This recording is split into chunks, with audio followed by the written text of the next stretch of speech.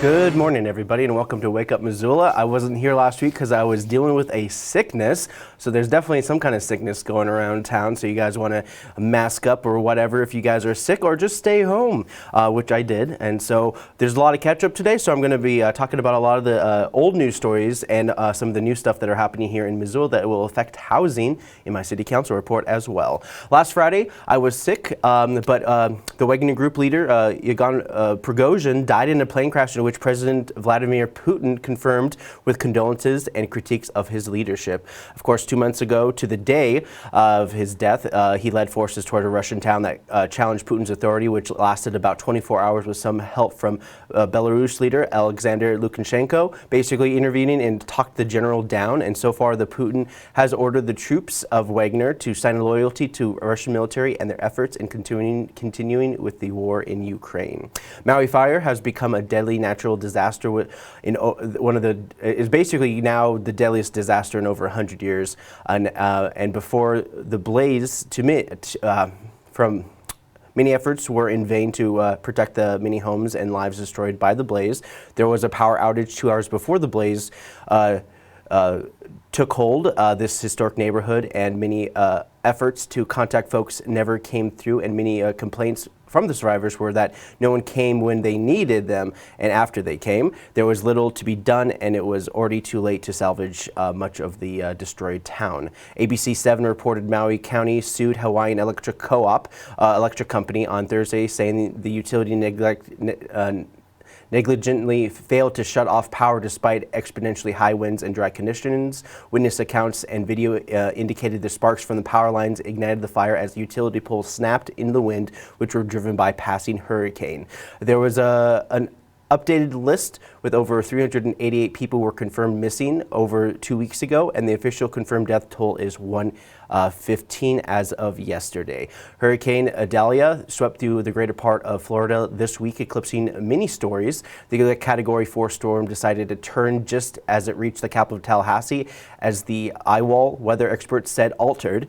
Like a figure skater pulling in her arms versus holding out her arms, the hurricane spins with a lot more energy, power, and ferocity when it has a tighter eye, said Ryan Mao, the meteorologist and former chief scientist with the National Oceanic and Atmospheric Administration. Upon making landfall, the hurricane became weaker, but the biggest challenges are the flooding caused by Idalia. 250,000 people were without power, and many streets were submerged in water, including the governor's mansion dealing with a fallen tree near their structures. Biden requested an additional $4 billion for disaster relief, totaling $16 billion going towards the damage caused by Idalia. Missoula is moving forward with workforce housing. Back to Missoula, being funded through the MRA program. This program aims to have options for folks coming into town for construction and various jobs related to the Build Back Better program, which the city is looking to utilize this grant option to open the door for affordable housing.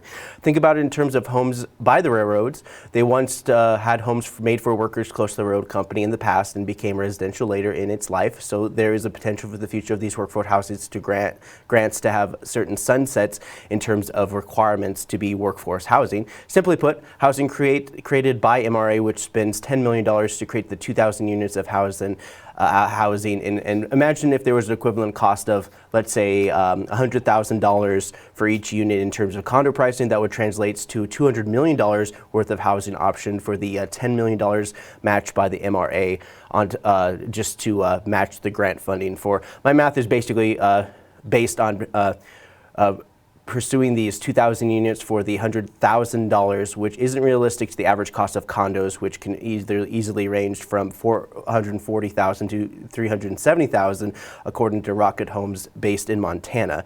That would also apply to the math of rent. Imagine your rent for these places are $500 a month. Pretty good, $500 a month. It's nothing to complain about. For a year, that's $1,100, and the mortgage is 30 years roughly. The $33,000 times the 2,000 units would be mentioned the $66 million worth of investment. So it's interesting, just kind of looking at some of the numbers here and there. I'm not going to bore you with too many of the details with that, but But workforce housing is meant to be a short-term solution to help those needing a place to live when they move to a place that is competitive when finding temporary housing, let alone permanent housing. County is also dipping their toes into affordable workforce housing, going so far out towards the Y past the airport as you're traveling north to Ronan. Missoula County this week declared an infrastructure deficiency at the Y, allowing it to create a new targeted economic development district. This workforce housing allows up to 10 housing per units per acre, and by using up to 1,800 acres in the area, 6,000 new housing units are planned for the site near the Y. These stories were from the Missoula Current, and they mentioned TEDS, Townhouse Exemption Development, as a framework, but not the main source of building homes. Also, have you guys got your ballots yet? So primaries are set for September 12th. They mailed out the ballots on August 23rd, and if you haven't gotten them, you would have to check on your voter status and your absentee status by going to myvoterpagemt.com. You can also go to the county's website. It's www.missoulacounty.us. And of course, if you're interested in getting in contact with the elections office, you can call them at 406-258-4751. Again, the important numbers are 258-4751. MCAT interviewed Bradley Seaman from the County Elections Office to talk about this primary and upcoming election and reflect on the voting laws that were signed in from the 2023 session that added 5 new laws in conjunction with the voting.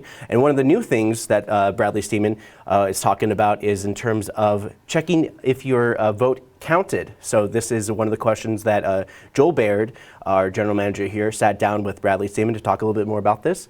And we got some ads and other announcements playing after this video. And then when I come back, we're going to talk about some movies. So say someone has filled this all out and they say, well, can I check and make sure my ballot was received? And you don't necessarily want to be flooded with phone calls. This is a fantastic new improvement. We've been working closely with the Secretary of State's office for years. This year we have a new voter database. Excellent. And so every county in the state's using this new database. But one of the biggest benefits to this is myvoterpagemt.com. Right. That My Voter Page app through the Secretary of State now works for your local election. Great. So you can go to that My Voter Page MT. You want to show that, Scott? Or you did, or whatever. I'm holding it up there on the screen to help show. You'll put in your name and Yeah. your date of birth. Now, I do want to point out, in our database, it doesn't let you have multiple word last names. So if you have a last name, Hyphenated or... a hyphenated last name, any special characters or spaces are going to all get squished together. So if you have a hyphenated or multiple words in your last name, Yeah. plug them all in, squished together. There's a little note no in there. space or whatever. Yep, then you'll find yourself and you can see what's the status of that ballot. Was it returned to our office as undeliverable? Well, Right. we'll reach out to you and let you know that too. Yeah. Was it accepted? Did it get rejected because of a signature issue? Yeah. Or has it not been received? And if you mailed it in, especially close to that September 5th, I really encourage that voters check that. Yeah. We could always void that ballot and issue you a new ballot. We want to make sure your vote gets counted. Missoula Public Library presents its 2023 National Endowment of the Arts Community Big Read featuring The Cold Millions by Jess Walter. Beginning August 14th, get your free copy of the book at any Missoula Public Library branch and then join us for a month of engaging programs, starting with a kickoff party on Friday, September 8th from 6 to 8 p.m. Party attendees can get a free copy of The Cold Millions, enjoy snacks, sip specialty beverages by Bamboo Bar, hear live music by Wailing Aaron Jennings, and take pictures in an old-time photo booth. An initiative of the National Endowment for the Arts in partnership with Arts Midwest, the NEA Big Read broadens our understanding of our world, our communities, and ourselves through the power of a shared reading experience. Missoula Public Library will celebrate the NEA Big Read with a full calendar of events that will transport you back in time, allowing you to experience the rich history and vivid characters of the novel. Join your community for insightful programs that delve into the themes of the book, including thought-provoking book discussions, compelling presentations, and a special visit from author Jess Walter. We invite you to stop in at any of our Missoula Public Library branches or visit www.readmissoula.org for full program details. See you there!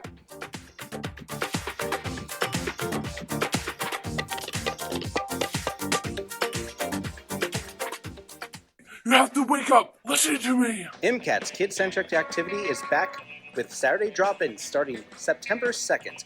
This weekly creative experience lets kids use stop animation to breathe life into their Legos and more. They're only limited by their imagination, and here at MCAT we promote creativity for kids aged 8 to 14.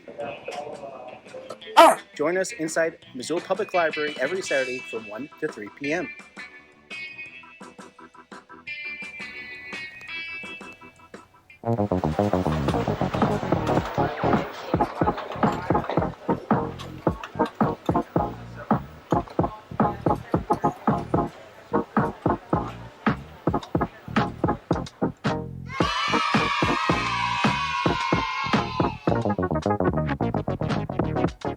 Hey guys, welcome back. Let's talk about some movies that are coming out this week. Kicking things off is Slaughterhouse. Just imagine that you're a up-and-coming sorority sister that wants to make a splash at your sorority, and you want to be like, hey, what if I just bring this sloth in here? So this unassuming creature ends up killing everyone in the sorority house at the end. Oh, anyways, basically it's like, hubris in the form of a sloth, but the sloth turns out to be evil. It's very much like how, Child's Play was, where it's an unassuming doll. Sloth's like, oh, sloth can't do anything. They're slow. Who cares? And so you have this little puppet sloth doing a whole bunch of interesting kills throughout this whole entire movie. So you can expect gimmicks. Then we have yet another gimmick where you force an old actor to do action movies. It's called Equalizer 3. Like taking another Bruce Willis movies as of late, this old man has been and seen a lot through, and only being pushed. Will he push back against the mob? Yeah, that's what it's talking about. So this movie has Denzel Washington as the Liam Neeson type of character. Bruce Willis has a particular set of skills. He only knows how to take out the bad guys to save his normal day-to-day life that he cannot seem to get away from. Retirement isn't always a home in Florida.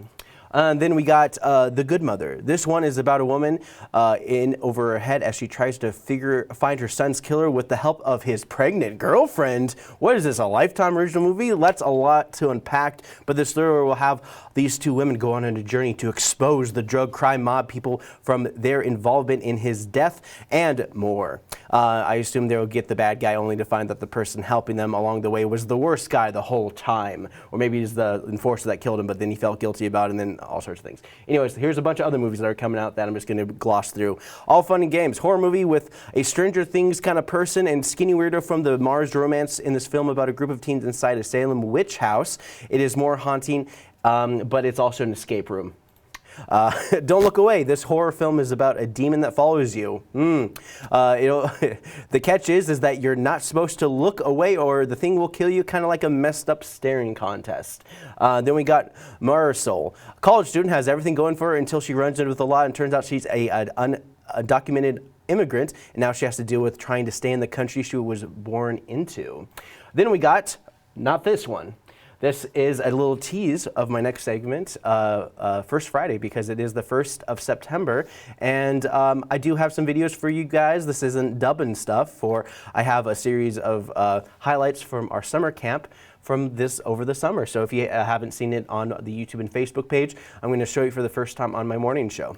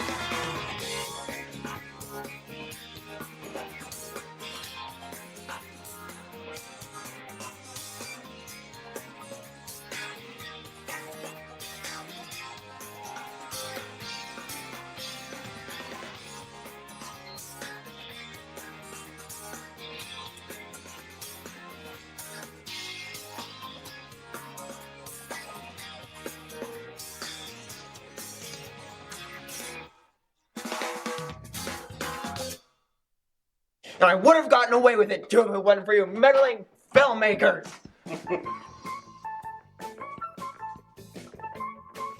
What's up, hot dog? Wait, what? How many times do I have to tell you there is an imposter among us? What's an imposter? You know what? Forget it. Life is good. Listen here, if you don't have my 17 chickens by tomorrow, you'll die. You just threatened me? Yes, isn't that obvious? Because I want my 17 chickens. 24 hours.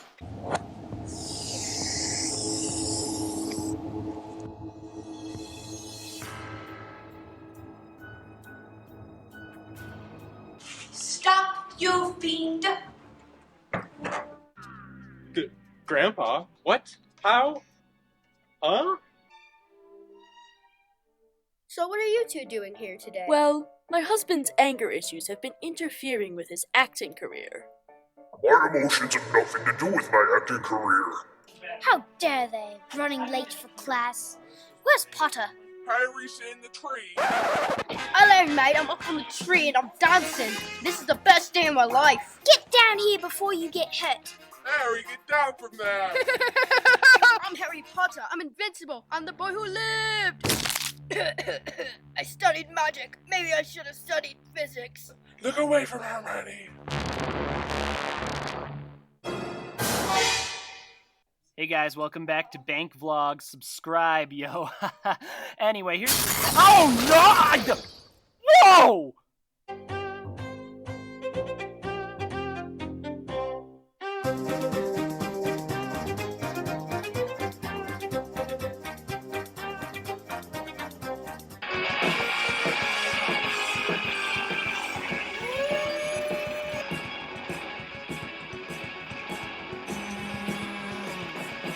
I'm the head security guard. You can't mess with me.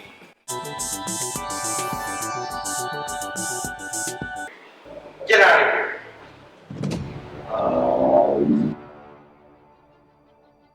We gotta get out of here. Good luck, Harry. You're going to need it. So I'm going to prescribe to you a few counseling sessions per week just to get the feelings out, you know, and take the wall in front of you and just break it down like the Hulk, man. Because you're strong. Okay. You're never getting out of here, princess.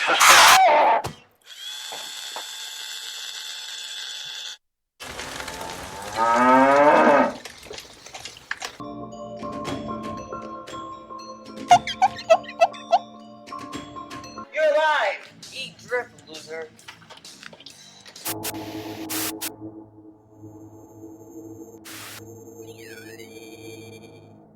I love to play the piano.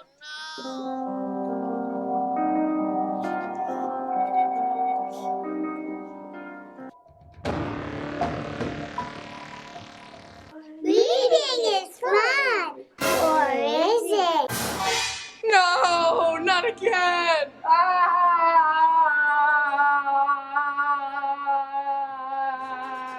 Cats can land on their feet at all times, but you still don't want to do this.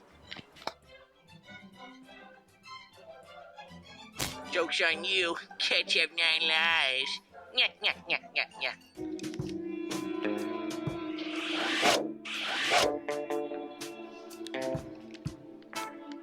Ain't no chickens at a gift shop.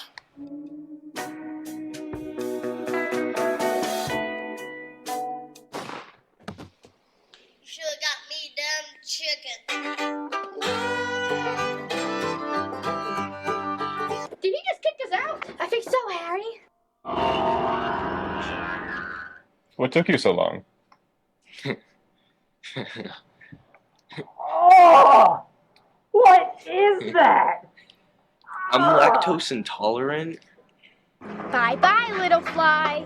Whoa, R2, did you really kill that guy?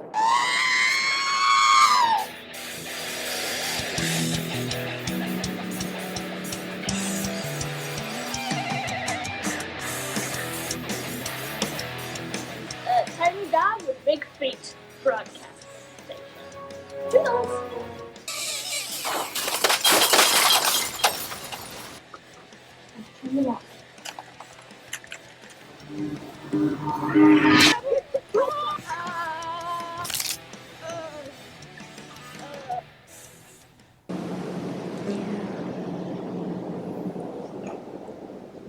Kiss you.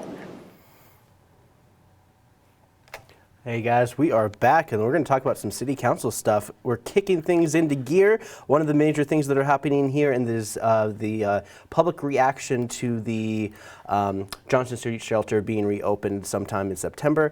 Last week the city voted on the fiscal year 2024 budget. The city has been talking about their budget as it reflects the 9.7% property tax increase in Missoula.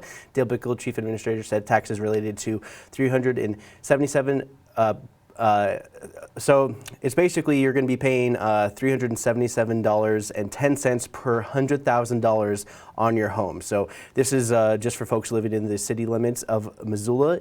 And in terms of the county taxes, which are up by $44, running up to about $431 per $100,000 based on the value of your home. And so they basically put the numbers down. And so imagine if you're paying $420,000 a home, if you have a home that's valued at $420,000 in the city, would total $3,394.02 every year in terms of property taxes. These are based on the state estimate of your home. Organization of Realtors create the trending prices related to demand and many other influences, but when your home has increased substantially, these taxes may come as a surprise for many folks overall. You can also help alleviate your property tax burden with it for the next 2 years in the total of $675 a rebate from the state level. To apply, you can use your search engine to look up property tax rebate, Montana property tax rebate. Otherwise, you can go to mtrevenue.gov. So back to what happened on Monday. Public comments were reflected on the reopening of the Johnson Street Shelter. Cheryl Drakes Ratherson spoke about the horror story involving the voucher system that the city puts out there, and I'll talk a little bit more about the vouchers. But this is her own story. I'm here, I guess, to deliver a message. We had a altercation at our apartment this weekend from a city voucher who was tearing up our apartment, and we called the police. We tried to call the police first because my husband was irate. The guy's tearing up the apartment. We've got burn holes everywhere. And so they were told us, after I sat on hold on 911, they told us that we should just call when and if something happens. But until then, just disengage. Not sure about that, but anyway, so I went down there and police were pulling up when we got there. And I got to tell you, they point blank said, you know, they could be busting out your windows, throwing shit out everywhere, and we can't do anything. Your choice is go talk to you guys. That's what they told us. 8 to 5, Monday through Friday. The sergeant said, as a matter of fact, I just found out that I'm not buying a house in Missoula, I'm renting it from the city. So that's the level of frustration you all have pushed this community to. And I think it should be very telltale when you have your officers out doing that, elevating situations. My husband's probably the most keeled person you know. He's a retired Marine major, but he's had it. People are done with it. The TIF districts need to come out on the table. The community is tired of it. We've asked you over and over again. It needs to come out on the table. Unless you all start being honest, you're going to push this city to a boiling point, and people are going to get hurt. You should be ashamed of yourselves. Okay. And so that was a comment about some of the residents of one of the apartment complexes, and vouchers are essentially used to get low-income eligible folks a chance to get into housing, and was a program to reach out with property management and property owners to help out the best they can. And so far, the city has had issues trying to provide housing to meet the needs of an already overpopulated community, with housing becoming more scarce every day for regular Missoulians. There are more programs to keep you in your home than there are to keep you out of house, to get you into housing. So I'm just going to mention some of the programs that are in place to kind of keep people in housing. Homeward is a great organization that gives you the kind of tools and stuff to get a first-time home buyer grant. United Way's Central Housing Solution is a pretty much a pilot program. Of course, they're going on their second year. This is centralized housing solution is probably one of the most important ones because it would definitely go in towards additional rent assistance. So think about that again. So it's United Way of Missoula. It's the centralized housing solutions. And of course, there's Human Resource Council, which has helped out with many energy services like electricity and water within the city of Missoula. On their website, you can find out more information. So these are the three main organizations you can look into: Homeward United Way, and Human Resource Council of Missoula. So Susan Campbell-Renault speaks about the police who are not able to make the arrests that they need to make in terms of the homeless population. So who's Susan Campbell-Renault? Our law enforcement is being forced to spend most of their time dealing with people that are not law abiding, that are a very small portion of our community. And this city council seems to cater to that behavior by constantly coming up with ideas for helping those people that are defecating on our sidewalks. As I came here tonight, there's a lineup of people that are on our courthouse lawn that I find appalling. It disintegrates our city. When we have visitors coming to our community, they are appalled. I think a community that should be a showcase for Montana has become a little bit like Portland, and that's not a compliment. Okay, and so another public comment, David Aronofsky, a retired law professor, reacts to Susan Campbell-Renault's comments. I'm appalled, quite frankly, at what Susan Campbell-Renault just said, especially since she was running for a justice of the peace position recently, unsuccessfully, to try to enforce the law. But my main objection to what she said is she's branding these people who are unsheltered as not law-abiding citizens. I'm sorry, that's nonsense. A few, maybe more than a few, are breaking laws. They probably should be arrested and aren't being arrested. I would concede that. But to brand everybody in those parks with the kind of broad brush we just listened to is a bunch of nonsense. Thank you. All right, so that was David Aronofsky. And so as we get into the weeds of the city council meeting, it's tough out there, and seeing people on the street is sad and in many ways frustrating to see most days. And frankly, Missoula's too expensive for folks, and solutions have gone silent in the ever-coming weeks leading up to the opening of the Johnson Street shelter. Christian Jordan also brought a resolution for Wednesday as to address the designated campsites. And of course, speaking of campsites, the city looks into an ordinance to address overnight camping in parks and delaying. So they're delaying this amendment, or this because they put an emergency ordinance for 90 days to basically block people from overnight camping, and so they wanted to work out the details, in which they haven't really worked out the details. Mayor Jordan Hess addressing this ordinance as it's moving into consideration. So this is Jordan Hess.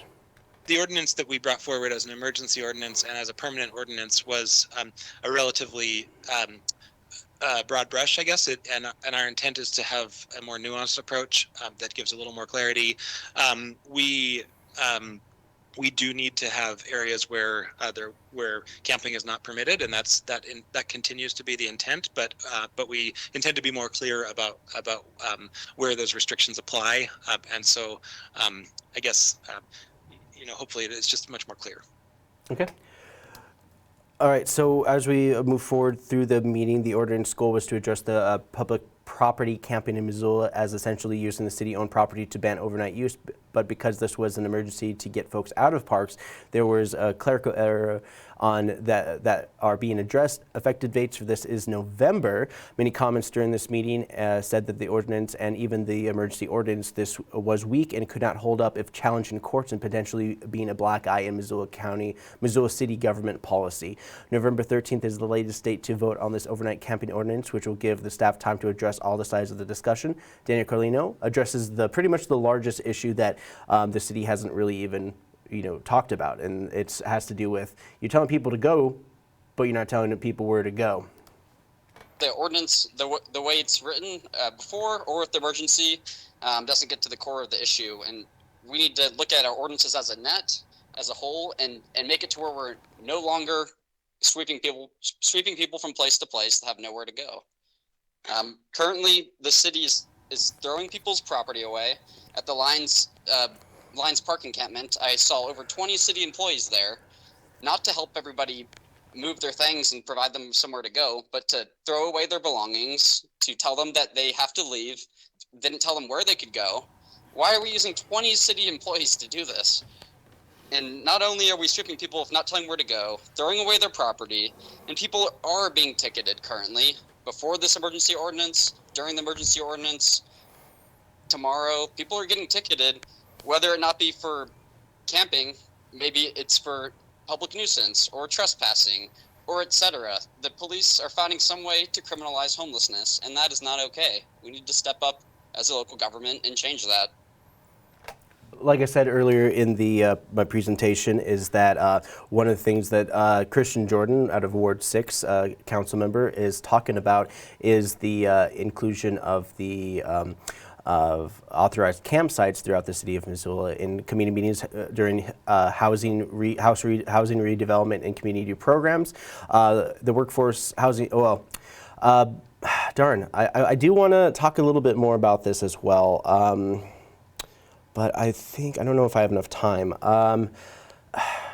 Darn, I'm kind of getting off topic, but before I go back into housing again, we're going to talk about essentially the new workforce housing that's being implemented in Missoula. Annie Gorski, MRA Deputy Director, talks about the new type of housing and so gives a little bit more insight on this one as well, because this is just as important as handling the issue that Christian Jordan will be talking about later. Talking about workforce housing in a new way to use tax increment financing in Montana.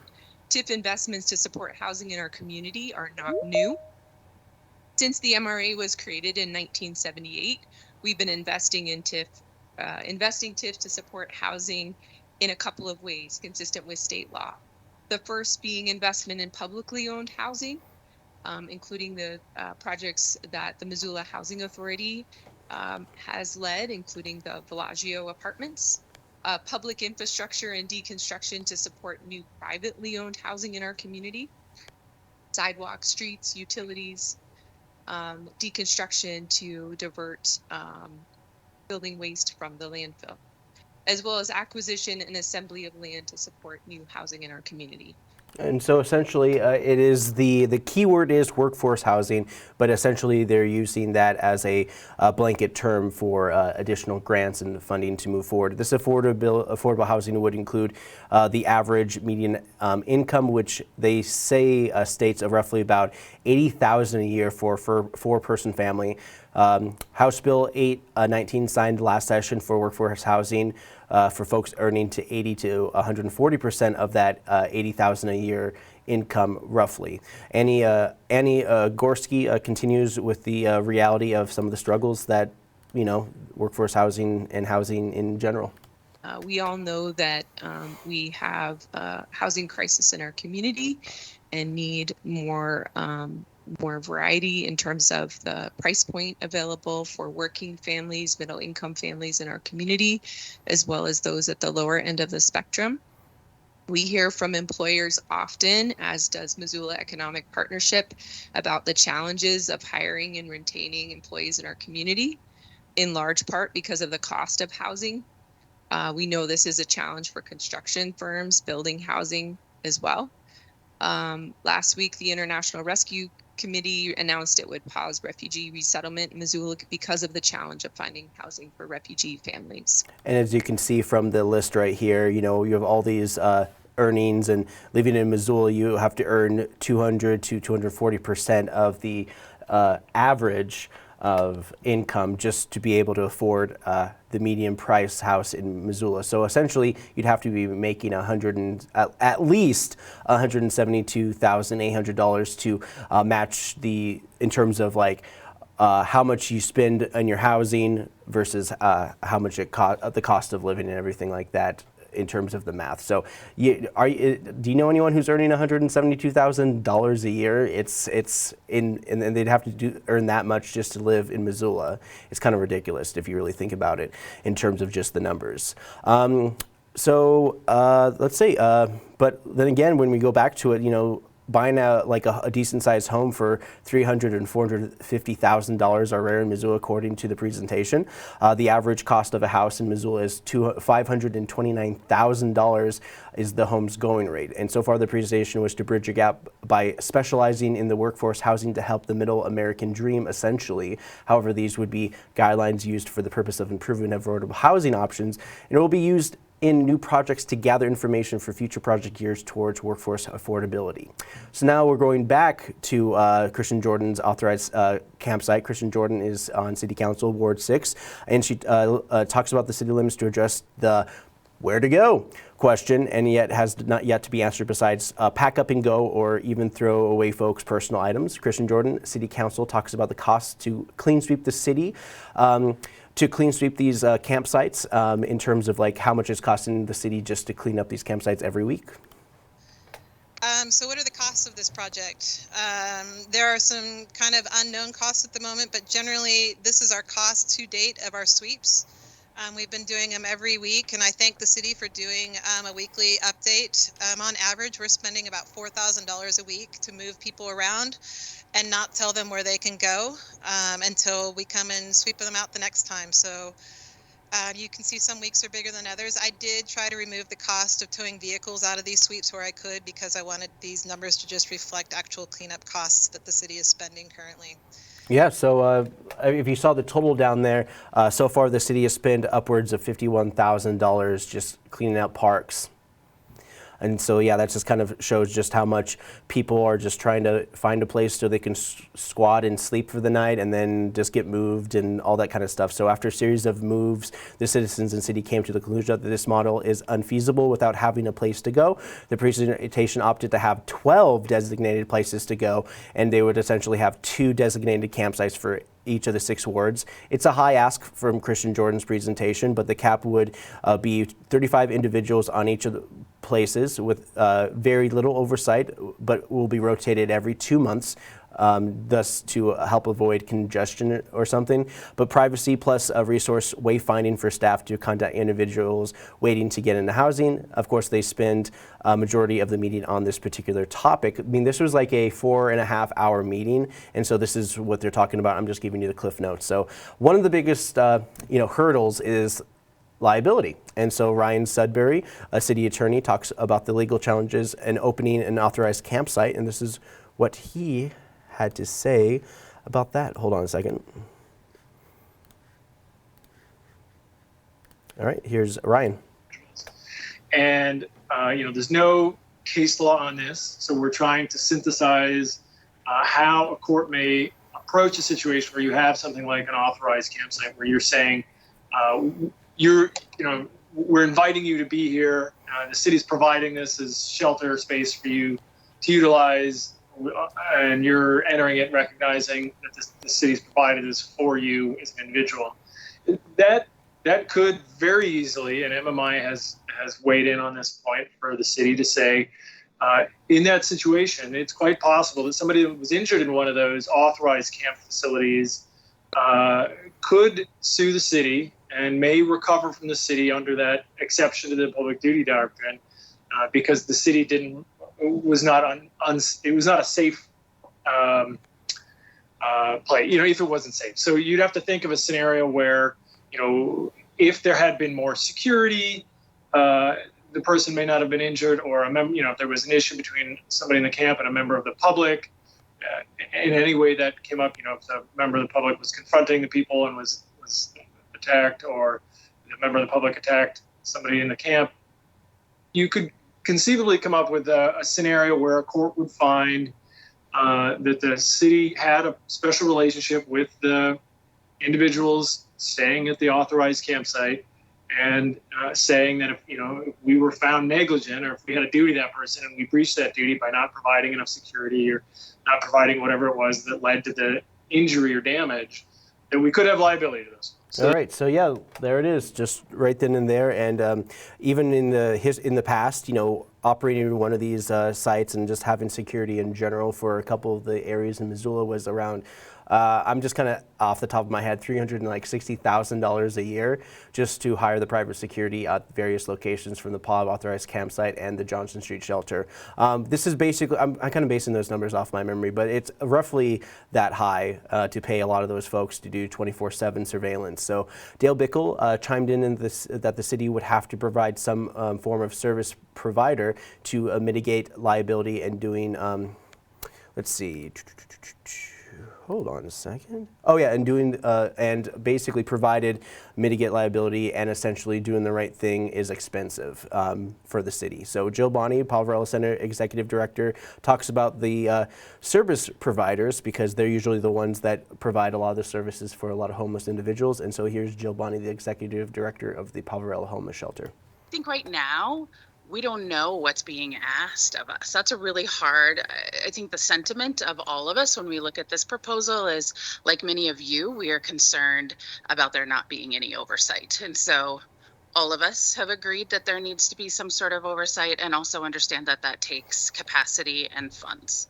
I cannot speak for the other individuals on the letter, and also for myself, I don't know what's being asked of any of our agencies at this point. And so, yeah, that's a hard question to answer. So, all right, so that was like some of the preliminary questions and responses by some of the public. This was a committee meeting in which this presentation was just kind of brought up to bring the discussion forward and just to kind of like look into some of the options that the city may or may not have. And from this meeting, and if you watch it, it kind of feels like it's it starts off like, oh, there's a lot of potential with this particular program, but then as soon as you get more of the city administrative talking, it's like, yeah, not so much. Sorry, guys. But Johnson Street Shelter and other sites over the last winter were spread thin with service providers, and doing this campsite proposal will require a lot more legal clarity in the future, as this item is a big swing to what the city is willing to do to address inside Missoula camping. The main point of the city attorney, Ryan Sudbury, is inviting them in versus allowing them to be there. So finally, the master plan for Johnson Street is, as the city aims to use it one more time as a spillover shelter and then demolish it for future development in line with the Midtown Master Plan. At the end of the meeting, they talked about, it was like, okay, we got to have like a plan, we got to present the public.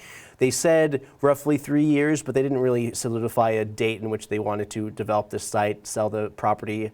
And essentially this is the phase 2. Johnson Street Shelter is the phase 2 area in which they're going to demolish a lot of the area and redevelop it for business, commercial, residential, all sorts of different kinds of things that match the vision of the Midtown Master Plan.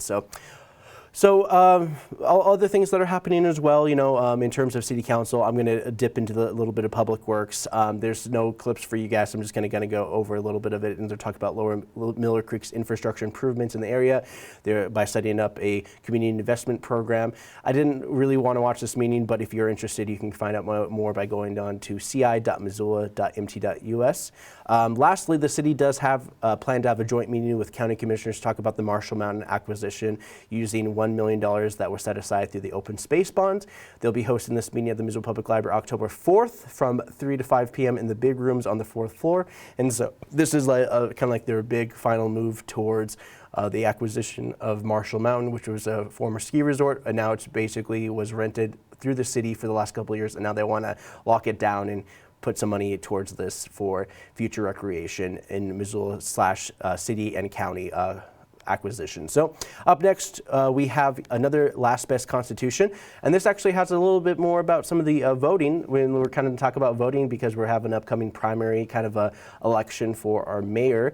It's going to be on September 12th, and so we go a little bit deeper into this by the Last Best Constitution, hosted by Evan Barrett with guest Jim Goetz and Ralph Graybill, who is addressing the legal precedent over the last 50 years of the Constitution. So here is Ralph talking a little bit more about the laws in terms of the Constitution. Fast forward to the 2020 election, new legislature comes in, 2021 session, and Montana's elections have worked pretty well. Very little voter fraud, a lot of integrity, a lot of trust in the system. But there's this national storm that starts brewing in 2020 about the presidential election. All of a sudden, the legislative majority in Montana gets interested in enacting all of these what they would call election integrity bills. I would call voter suppression bills. But the point is, it makes it harder to vote. And so there's a whole series of bills that just showed up in Montana about 2 years ago. One changes what IDs you can use to vote. So you can use a concealed carry permit, but you can't use a student ID, for example. There's a bill that makes it basically impossible for new 18-year-olds to get absentee ballots, hurts the youth vote. There's a bill that makes it hard to help people collect their ballots and get them to the... Which had a particular impact on reservations. Disproportionate impact on reservations. And then the biggest really was the legislature, despite the people speaking in 2014 saying we want same-day registration, got rid of it. So there was a lawsuit, there was a series of lawsuits filed. I represented Montana's largest public employees union in a case, as well as a disability rights organization. The Democrats sued, the ACLU and the Native American Rights Fund sued, and a coalition of youth groups sued, challenging these various all of which changes. were groups that seemed to be being suppressed. Right. All right, so there's a little taste of the Last Best Constitution. It is all available on our YouTube page, MCAT TV Missoula. So without further ado, we're going to talk about some First Friday stuff. I haven't done this in a while because I've missed most of the First Fridays for one reason or another. And so we're kicking things off with our very first art installation, which is Torrance. First Friday, this is at the Confluence Center, Scapegoats and Flying Monkeys. Solo exhibit by multimedia artist Anwin Krushenk, a photography exhibit raising awareness for Montana Down Syndrome Association, performed by performance art by Ariel Sonbrand, new public artwork in the center alleyway by Lillian Nelson, and live music by John Floridas and Jennifer Sladen. Featured in the main gallery will be Anwin Krushenk with her exhibit Scapegoats and Flying Monkeys. In her art, Krushenk embraces Kinjuga, a Japanese tradition. Sorry, I'm really butchering the pronunciation of everything. The Japanese tradition of mending broken pottery with gold to emphasize the object's history and unique beauty, using the concept of this, combining it with images of long-forgotten Victorian children. She addresses the forgotten child in all of us. Through her art, she hopes to encourage others to end the cycle of self-sabotage and to move towards resilience and self-love. Then we got another one. This is featuring Joe Smith at Bernice's Bakery. He's one of the bakers. Will be featured their own longtime baker, Joe Smith, and his mythical wood carvings. Those who are familiar with Joe's creations know how fascinating and the unique they truly are. Joe will be also showing some of his other new and exciting mediums, including his nature-inspired shadow boxes. Joe's show will be unveiled Friday, September 1st. A meet and greet reception is from 5 to 7:30 p.m. Complimentary beverages and hors d'oeuvres will be available, and it should be an evening to remember. So there's a lot of these events that are happening from 5 to 8 p.m. and they also provide hors d'oeuvres and drinks as well. So Nancy Rishoff is going to be at Pink Elephant, passionate about art, painting especially in plein air, all landscapes, especially with reflections of water. This acrylic artist has been interviewed by MCAT and has been a prolific artist in various venues across Missoula and more. Then we have See the Forest of Trees by Dulcie Belanger. Dulcie Belanger is a featured artist in this exhibit at the Artist Shop. Looking within and exploring the depths of humankind, we can see the stories of myths that have shaped our present reality and allows us to see the forest for the trees. And the show is going to run all the month of September. Then we're going to move over to Phyllis Tagg, still life partner. Her vivid works, characterized by bold brush work and vibrant colors, breathe life into everyday objects, invoking cherished memories. Join us September 1st, 5 to 7 at the Pause Up People and Culture Center, where you can witness the magic of Phyllis Tagg's artistry, embark on this journey. This is at 601 South 3rd Street West, Missoula, and it's basically near Bernice's Bakery. Phyllis Tagg artistry, and we'll embark on a journey through her captivating canvases. And so that's a little bit of taste of that. And then we have Radius Gallery, and they have featured works by Britta Anderson, Luis Lamontag, Bonema Leslie, Bobby McKibben, Eric Parkin, Yupa Stein, and other exhibits include Stray Ghosts and Echoes, new works by Gabriel Kulka, and don't forget about the head next month to Radius Clayworks to see the new exhibit, Brett Kern, Fossil Paintings, three exhibits under one roof, and this is just a taste of it. Right here. So up, and then finally, this is going to be at the Missoula Art Museum. This is going to feature Tyler Joseph Kurowski. Kurowski is a draftsman, first and foremost. While he has earned a reputation as a printmaker, he preferred tools is a pencil. He describes desk doodles manifest his creative impulse. This immediacy is refreshing, but it's the range of diversity and impresses the viewer. A single slip of paper may host a tattoo-style snake, a cartoon cloud, and a fully rendered figure that recalls German Renaissance master Dürer.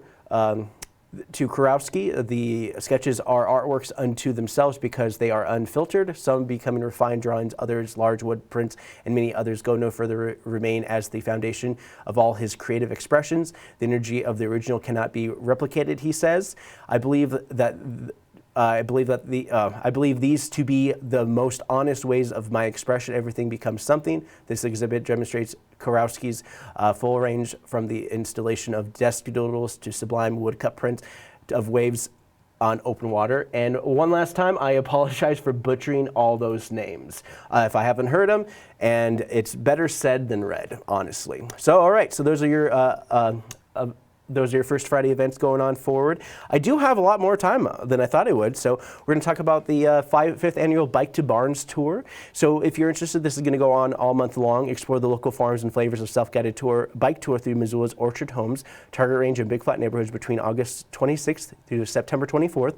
Pricing starts at $35 per adult, $15 per child with discounted groups. Adventure packets including bike route maps, special farm stand offers, swag items, farm crossword games, meal vouchers, and a $5 donation to help CFAC serve Montanans through these food access, beginning farming and ranching farmland conservation programs.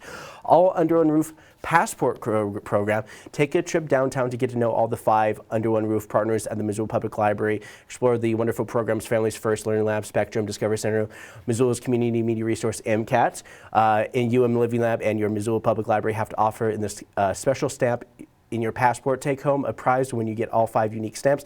Passport during any of our accompanying programs, including All Under One Roof. Hidden Disabilities at Sunflower. So Missoula Public Library has joined with the Hidden Disabilities Sunflower to support people with disabilities that may not be immediately visible, such as autism, dementia, mental health issues, or learning difficulties. People can choose to wear a lanyard bearing a sunflower logo as a subtle way of letting others know that they have a non-visible disability and may require additional support. This is starting at the library this morning. Introducing Missoula Public Library Children's Welcoming Library. On the 2nd floor of Missoula Public Library, you'll find our new welcoming library. We choose the items in this collection to build community belonging with books and raise new generation who welcome. Our collection consists of items that featured experiences of refugee, immigrant, BIPOC, LGBTIA communities, and others. These items can be served as windows into culture and experiences different from your own, or mirrors the life you've experienced. And you can take a look. It's going to be on the 2nd floor starting as soon as the 2nd floor opens up. Makerspace walk-in hours, 9:30 a.m., 3D print, laser scans, and all sorts of fun things at the Makerspace.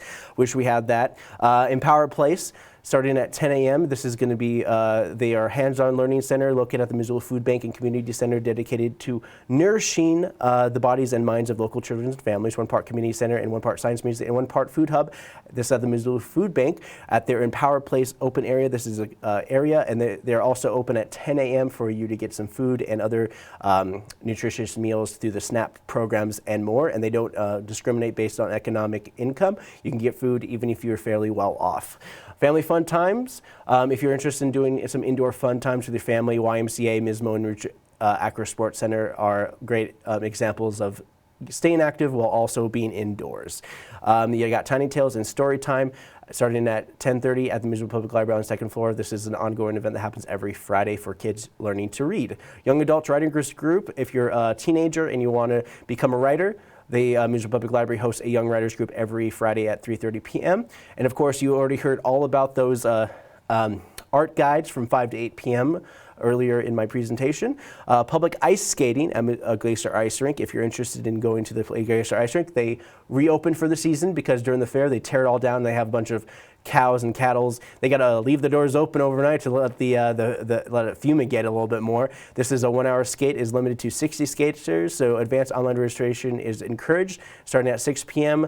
Admission and skate rentals are $6, and children 4 and under are free. And that's happening at 6 p.m. tonight. Ryan King, acoustic music at Imagination Brewing Company starting at 6 p.m. The Montana Repertory Theater presents The Odyssey is going to be at the Zach starting at 6:30 p.m. tonight. The Dead Yellers, Rob Leans, country music at Monk's. Old Post Parking Lot Party is doing a Rock the Night Away with the Timber Rattlers in their annual parking lot party. 8 p.m. music, patio vibes, delicious food, and more. Markets and such, it's happening on your Saturday, so if you're interested in kicking things off for your Saturday markets, they're going to go well until the end of October. This is a ongoing event for you to get some locally grown and produced breads and greens and vegetables and all sorts of honeys kind of things. You can find your honeyman there. So I'm still trying to find that connection to have like a good friend who can give me a deal on honey. Just putting it out there for you. Yeah, that needs to watch. Okay, so also the big thing that's happening on Saturday is the MCAT Saturday drop-ins. We're back again. It is Labor Day weekend, so usually it's kind of like a slow start, but it is a kickoff event, which we're going to be going on for the next couple Saturdays. So every Saturday, starting September 2nd, we're going to be hosting our Saturday drop-ins here at MCAT for kids age 8 to 14. It is a workshop for a lot of kids to learn how to edit, videography, that kind of stuff. But mostly we gear towards emphasis on stop animation. So kind of like, you know, claymation, stop animation, and Lego kind of stuff. So kids have a lot of fun with this. It's ongoing. It's a drop-in, first come, first serve. So like I said, tonight is the Montana Repertory Theater presents The Odyssey. They also have a matinee on Saturday at 1:30 p.m. Makerspace Walk-In Hours, Mending and Sewing. This is a special event that happens every Saturday at 2:30 p.m. If you have any broken, ripped jeans or anything like that, Makerspace has some sewing machines and know-how to fix do-it-yourself weekly events for those looking to mend and sew some things of the machines provided by the library. Excuse me. Okay.